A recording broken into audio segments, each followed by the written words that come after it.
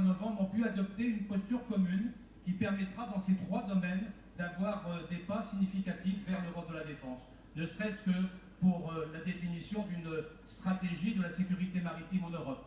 Ne serait-ce que parce que le Conseil européen devrait définir une politique sur le Sahel permettant de sécuriser les frontières poreuses des différents États du Sahel. Dans le domaine capacitaire, je vous donne rendez-vous à la fin de ce Conseil européen, mais tout me laisse à penser qu'à la fois dans le domaine du ravitaillement en vol, du transport tactique et stratégique, et dans le domaine des drones, il y aura des avancées significatives. Et enfin, dans le domaine industriel, en application du rapport Barnier, tout nous laisse à penser aussi qu'il y aura des avancées dans le transfert aux PME des technologies de défense et dans la possibilité pour les industries de défense d'accéder au crédit de la recherche et de l'innovation. Et en ce qui concerne la solidarité financière, nous souhaitons que le dispositif Athéna en particulier et le dispositif des facilités de paix nous permettent d'avoir une vraie solidarité financière à venir. Merci. La parole est à monsieur Olivier Falorni.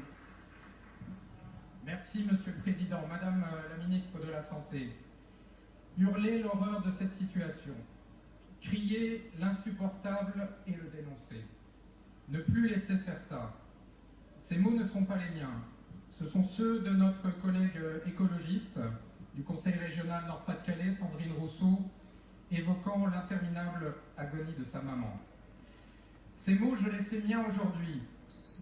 Ces mots qui tentent de dire l'indicible, c'est-à-dire la souffrance absolue d'un être cher qui n'en peut plus de ne pas partir.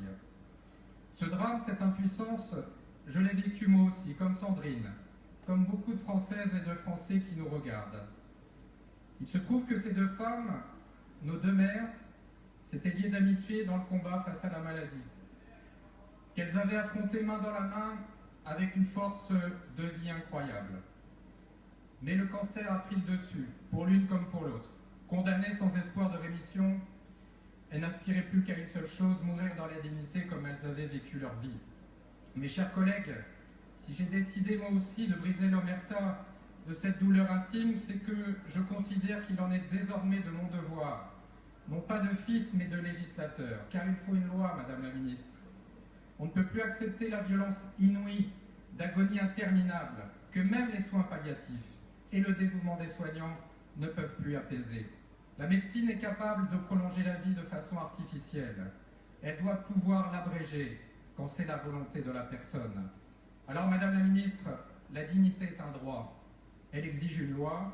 C'est notre devoir, ici et maintenant.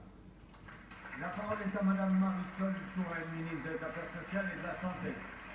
Monsieur le Président, Mesdames et Messieurs les députés, Monsieur le député Olivier Falorni, vous évoquez une situation douloureuse, très douloureuse, celle que vous avez connue, celle qu'a connue votre mère, celle